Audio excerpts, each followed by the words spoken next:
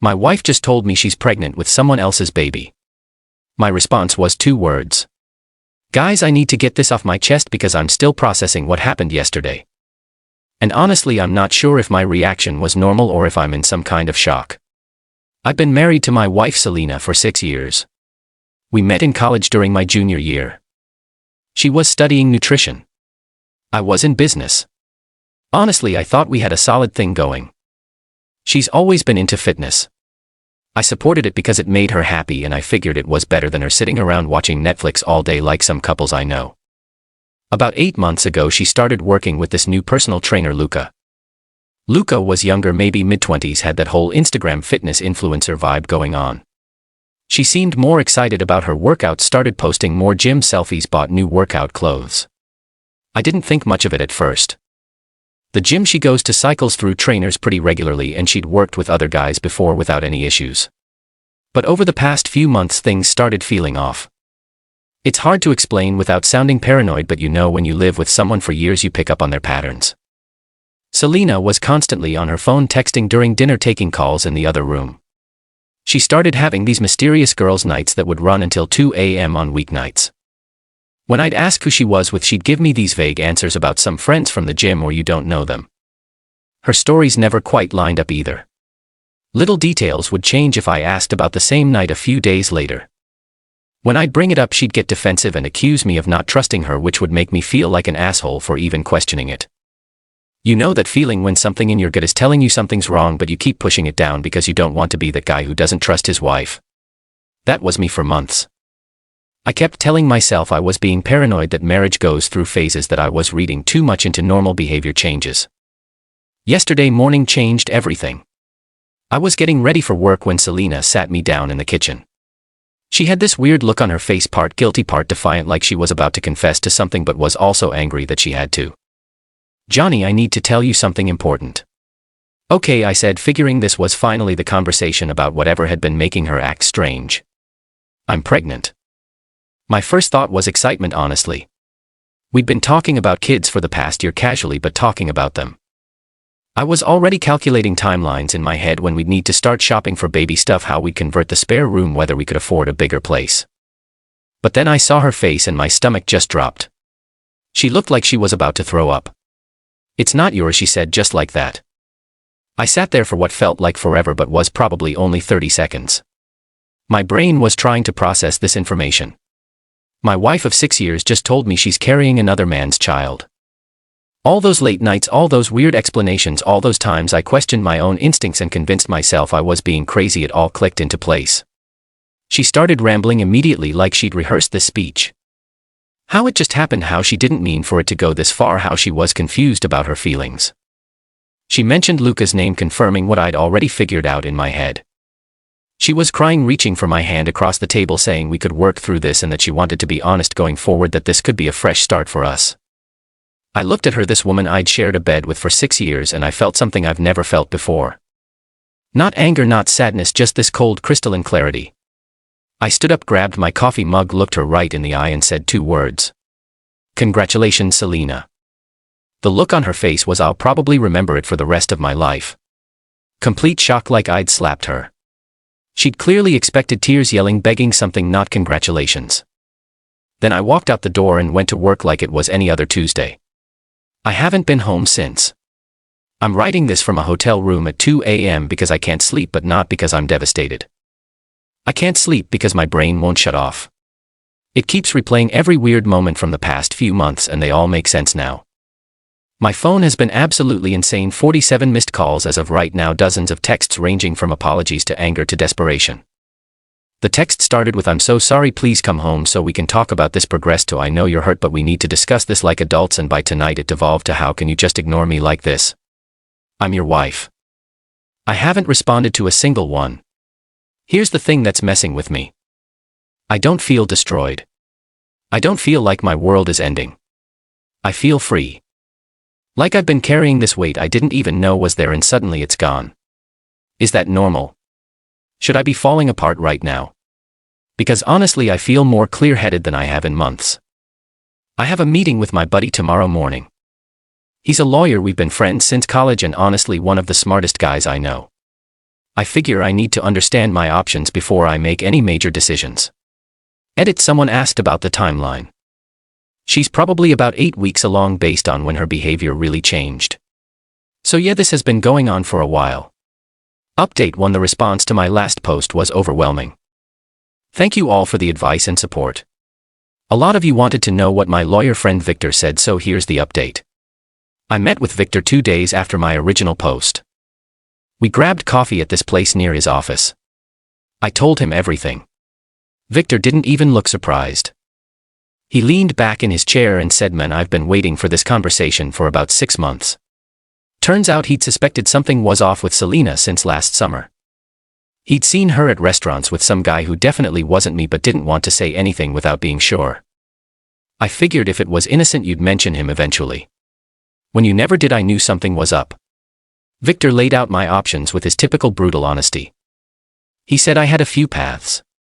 1. Traditional divorce proceedings, messy, expensive, potentially drawn out for months. 2. Try to reconcile. He didn't recommend this obviously given the pregnancy situation. 3. What he called strategic disengagement. The third option caught my attention. Victor explained that in our state, if I could avoid being served divorce papers for a certain period while maintaining separate residences and finances, it could actually work in my favor legally. The key was documenting the timeline of her infidelity and the pregnancy while protecting my assets and avoiding any actions that could be construed as abandonment or fault on my part.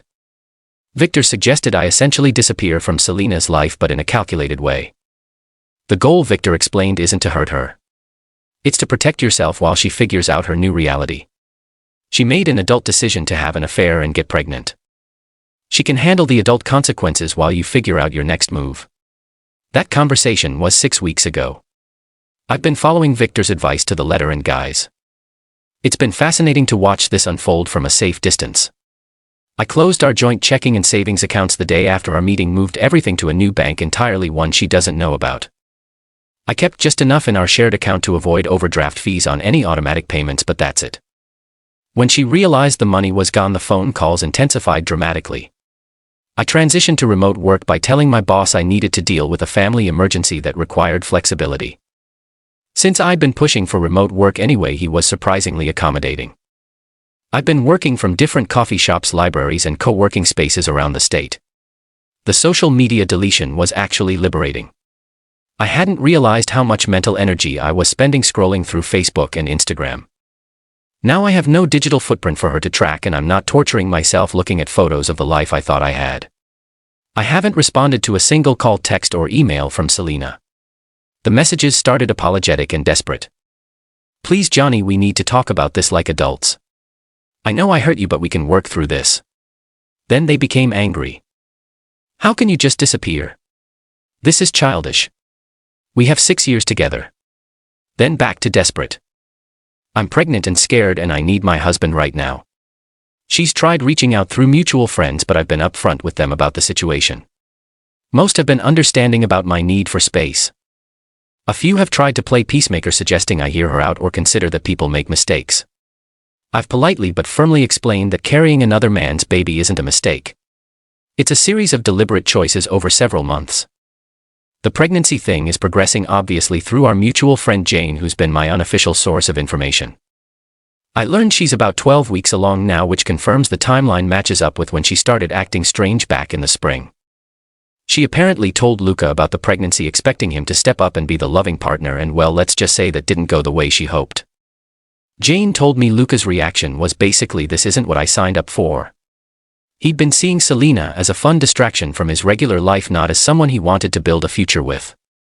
When faced with the reality of child support and actual responsibility, he started backing away fast. Here's where it gets both sad and satisfying.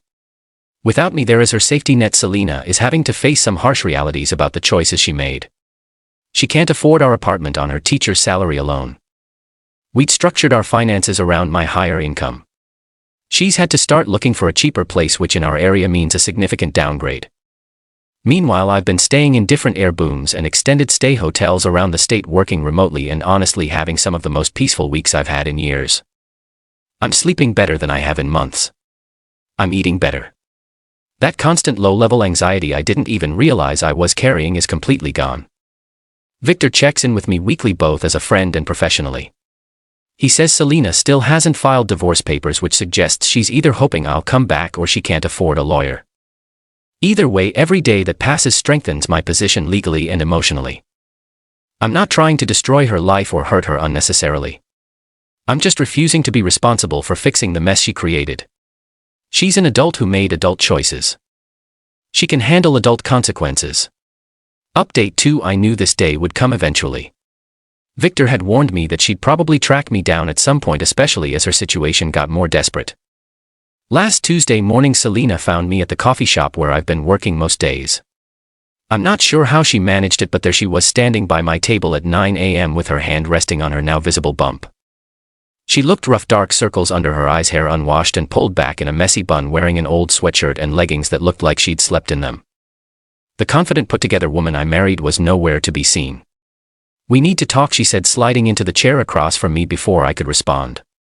I closed my laptop and just looked at her. Didn't say a word. Victor had coached me for this exact scenario. Let her talk, don't engage emotionally, document everything. I had my phone recording in my pocket. What followed was honestly one of the most pathetic displays I've ever witnessed from another human being. She started with tears and remorse. She kept reaching across the table trying to touch my hands, and I kept pulling them back. She talked about our 6 beautiful years together and how one mistake shouldn't destroy everything we'd built. "I know what I did was wrong," she said, tears streaming down her face. "But I'm still your wife. We took vows. For better or worse, remember. This is definitely worse, but that's when marriage is supposed to matter most." When the tears didn't get the reaction she wanted, she shifted tactics completely. Suddenly it was my fault for not paying attention to her needs. I worked too much and took her for granted. She felt neglected and unappreciated. Luca was just there for her when I wasn't. Classic cheater logic. Somehow her decision to have an ongoing affair and get pregnant was actually my fault for not being attentive enough. When blame didn't work, she went back to begging, but more intensely this time. She needed me. She couldn't do this alone. The baby deserved a stable home with 2 parents. She would do anything to fix this, cut contact with Luca completely, move to another city, go to counseling, whatever I wanted. This was the most interesting part. She started talking about how people would judge her as a single mother, how hard it would be for her, how I was abandoning her when she needed me most. She even suggested that I could be the father to Luca's kid, like that was some kind of generous offer she was making. "Think about it," she said. "You've always wanted to be a dad. Biology doesn't matter. Love is what makes a father. You could be this baby's dad in every way that counts." The audacity was breathtaking. She wanted me to help raise the child she conceived with her lover. When nothing else worked, the real Selena came out. The mask slipped completely. I was heartless for ignoring a pregnant woman. I was punishing her for being honest instead of appreciating that she could have hidden it. I was a coward for disappearing instead of fighting for our marriage. She called me selfish, immature, cold, and a bunch of other things I won't repeat here. Through all of this, I said exactly 7 words total. "I'm not interested in discussing this." Every time she paused for breath or waited for me to respond to one of her points, I repeated the same sentence. I kept my voice calm, my expression neutral. I didn't argue with her logic, didn't defend myself against her accusations, didn't engage with any of her emotional appeals. Just those 7 words delivered the same way each time. It was clearly driving her insane. She'd make some dramatic statement about our love or her situation, then wait for me to respond, and I'd just repeat my line. After about the 10th time, she started getting visibly frustrated. "Are you even listening to me?" she demanded. "I'm pouring my heart out here trying to save our marriage, and you're just sitting there like a robot. I'm not interested in discussing this. Stop saying that. Talk to me like a human being. I'm your wife. I'm not interested in discussing this." After about 30 minutes of this, she finally broke down completely. Not the manipulative tears from earlier, but genuine ugly sobbing. She put her head in her hands and just fell apart. "I don't know what to do, Johnny," she said through the tears. "Luca wants nothing to do with the baby. He won't return my calls. I can't afford the apartment on my own. My parents are so disappointed in me. My sister can barely look at me. I have nobody left. I messed up everything and I have nobody. And you know what I felt? Nothing. Not sympathy, not satisfaction, not anger. Nothing. This woman who I'd shared a bed with for 6 years, she was just a stranger to me now.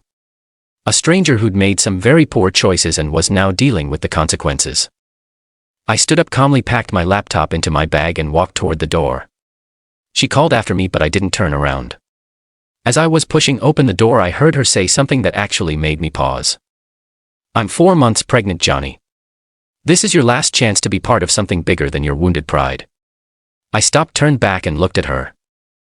She had this desperate hope in her eyes, like she thought she'd finally found the magic words that would bring me back. "Selena," I said quietly. "You made your choice when you decided to carry another man's child. I'm just respecting that choice. Good luck with everything." Then I walked out.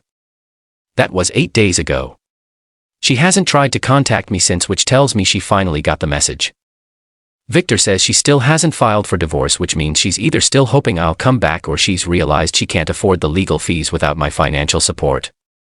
Either way, we're documenting everything and staying prepared for whatever comes next. Through Jane, I've learned that Luca has completely ghosted Selena. He's actually moved to another state, got a job at some fitness chain in Arizona. Real stand-up guy, obviously. Selena had to move out of our apartment last week. The lease was up for renewal, and without my income she couldn't afford it. She's staying with her sister now, sleeping on a pull-out couch, which can't be comfortable at 4 months pregnant. Her sister reached out to me through Facebook asking if I'd consider helping Selena through this difficult time, and I sent a very polite message explaining that Selena's difficulties are the direct result of her own choices and that I wish her well but won't be involving myself in the situation she created. Edit. Someone in the DMs asked if I'm planning to file for divorce myself. Victor and I are discussing timing on that. There are strategic advantages to waiting a bit longer, but we're monitoring the situation closely. Final update. I figured I owed you all a final update since so many of you have been following this story and offering support. It's been 6 months since Selena dropped her bombshell on me, and the situation has reached its conclusion. First, the legal stuff. Victor and I finally filed for divorce 3 weeks ago. By waiting this long, we were able to document a clear pattern of her behavior, establish that I was the wrong party beyond any doubt, and position everything in my favor. The divorce is uncontested because frankly she's in no position to fight it.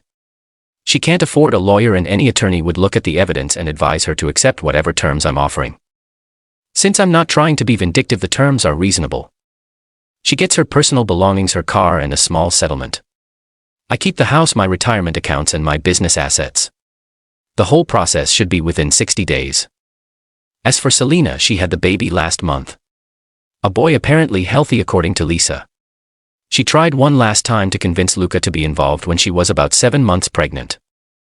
She drove to Arizona and showed up at his gym thinking that seeing her pregnant would trigger some paternal instinct. He responded by calling security, then blocking her on everything and apparently moving again. Class act.